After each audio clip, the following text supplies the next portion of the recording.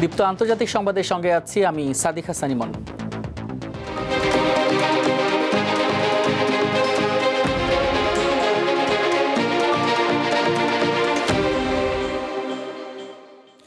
যুক্তরাষ্ট্রের সঙ্গে চরম উত্তেজনার মধ্যেই সাগরের নিচে গড়ে তোলা বিশাল ক্ষেপণাস্ত্র টানেল উন্মোচন করেছে ইরান।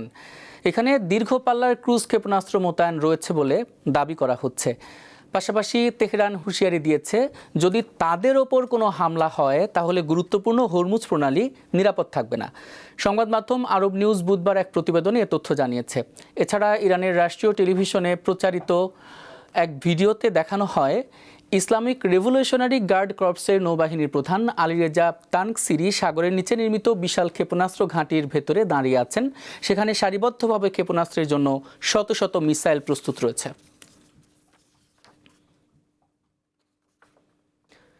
গাজা উপত্যকার শাসনভার একটি টেকনোক্র্যাটিক কমিটির কাছে হস্তান্তর করতে সম্মতি জানিয়েছে ফিলিস্তিনের স্বাধীনতাকামী সংগঠন হামাস।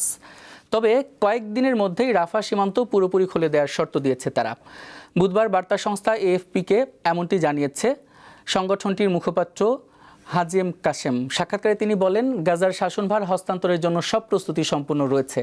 পুরো গাজা জুড়ে সব খাতের দায়িত্ব টেকনোক্র্যাট কমিটির হাতে তুলে দিতে প্রয়োজনীয় কমিটিগুলো প্রস্তুত রয়েছে বলেও জানান তিনি।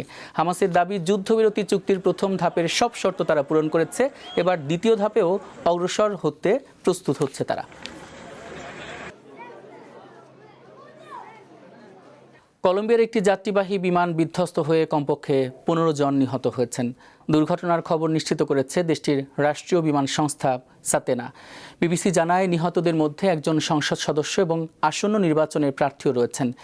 ভেনেজুয়েলা কলম্বিয়ার সীমান্ত শহর কুকুটা থেকে নিকটবর্তী ওকানার দিকে যাচ্ছিল বিমানটি। এতে চালকসহ মোট 15 জন আরোহী ছিলেন। দুর্ঘটনায় তারা সবাই প্রাণ হারান।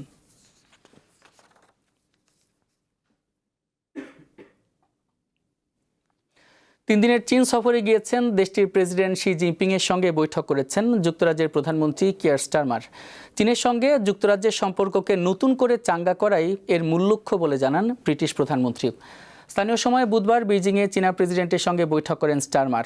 8 বছর পর কোনো ব্রিটিশ প্রধানমন্ত্রীর এটি প্রথম চীন সফর। স্টারমারের প্রত্যাশা, তার এই সফর যুক্তরাজ্যের মানুষের পকেটে আরও টাকা আনবে এবং দেশকে আরও নিরাপদ করবে। বৈঠকে জিনপিং বলেন, সাম্প্রতিক বছরগুলোতে যুক্তরাজ্য চীন সম্পর্কে কিছু মোড় দেখা গেলেও তা চীনের স্বার্থে কাজ করেনি। বিশ্বের বর্তমান অবস্থাকে অস্থির হিসেবে বর্ণনা করে চীনা প্রেসিডেন্ট আরও বলেন, বিশ্ব শান্তি ও স্থিতিশীলতার জন্য দুই দেশের অর্থনীতি এবং জনগণের জন্য যুক্তরাজ্য এবং চীনের সম্পর্ক উন্নয়ন জরুরি।